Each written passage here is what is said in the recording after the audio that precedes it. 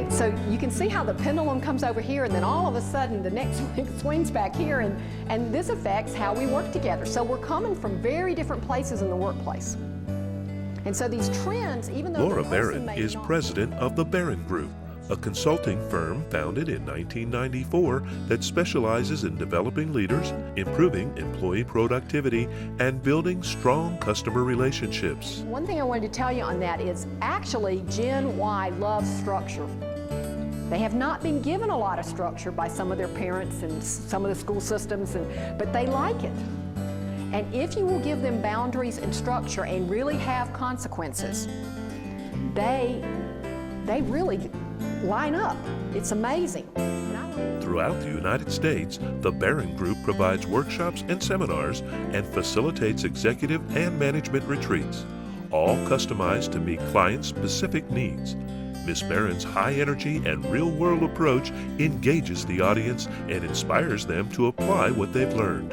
Now, why are we going into what happened when they were growing up? And the reason we're doing that is what happened when we were growing up, and all of us are in different generations, affects our value system and how we see the world and what we want out of the world. So it really does have a lot to do with why we act the way we do. And if we don't consider that, then that's how we misunderstand each other. The other thing I really want to put up front, and this is something interesting. We have more stay-at-home moms now in this X group than we ever had in boomers that were fighting to get into the workplace. Laura Barron earned her BS and MBA from the University of Tennessee. She is a member of the National Speakers Association and in 1990 was named National Business Woman of the Year by American Business Women's Association. I am a boomer, if you're already wondering what generation.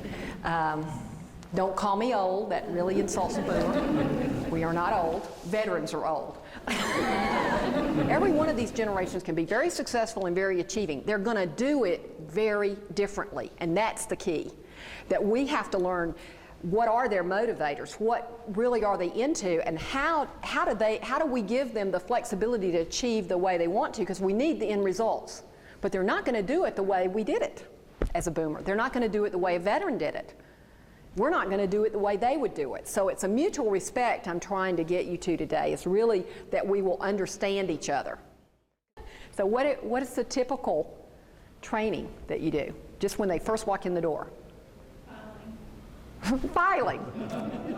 Do you keep them past lunch, or do they already leave?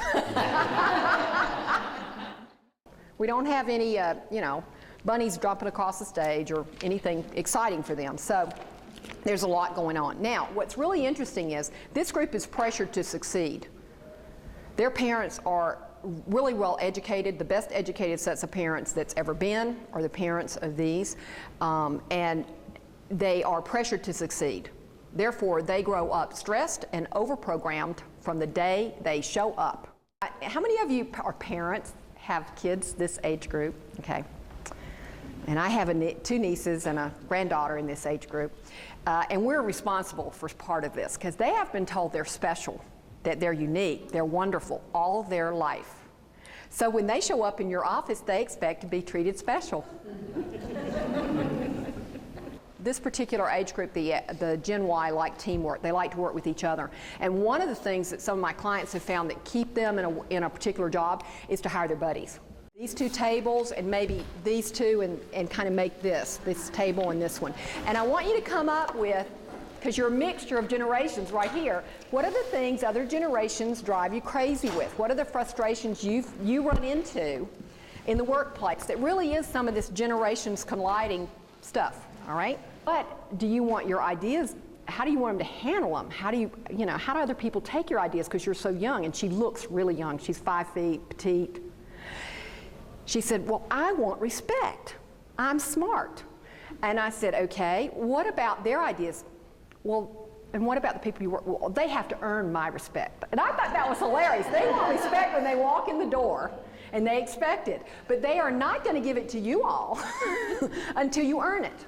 The bridging the gap, this bridge that we're trying to put together at work, is one-on-one-on-one. You can't do it as a whole generation. I hate to tell you that, but you have to do it one-on-one. That one person in your office, that one person in the other department that you have to work with, that's a different generation, you've got to build that relationship one-on-one, because every one of them is different, just like you're different. So she got a ski boat for the summers just to kind of make sure that they were having some things he liked to do, and she's a skier, water skier. But she had these rules. She said, now, the one rule is I'm only 5 feet, and you guys are huge. And I can't have an accident on the water when I'm the only adult there, because I can't get you back in the boat. You know, I'm really in trouble. And so she said, nobody puts a toe out of the cockpit of the boat when it's moving. Till I kill the motor and say you can get in the water, you don't get in the water, period. Well, that went on pretty good, till one day they had slowed way down and she's getting ready to stop it, and one boy immediately off the boat into the water. You know, going to push that envelope. This Y group will push. Well, got in the water. She turned around, she said, get back in the boat.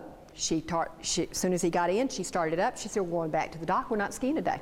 She had 6 boys on there. They're going, but we didn't do anything. Doesn't matter. I told all of you that the first time anybody did, we're not skiing. And she looked at the brother, and he had a brother in the boat. She said, and you can never ski with us again, ever. And that was it.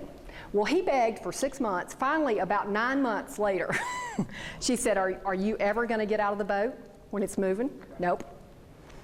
Well, now they do the boundaries. Next time they get on the boat with all these kids, and he's the first one on it, and they have a new guy, they tell the rules. She doesn't even open her mouth. They look at her and they go, she means it. So what I'm telling you is, if we have consequences, most of the time we've let the consequences budge. So my whole thing is build your relationships one by one. We do have to bridge this gap. Where is the workforce coming from? Unless we can work forever, you're going to be hiring out of this group. For more information, visit www.laurabarron.com or call Laura at 865-690-6948.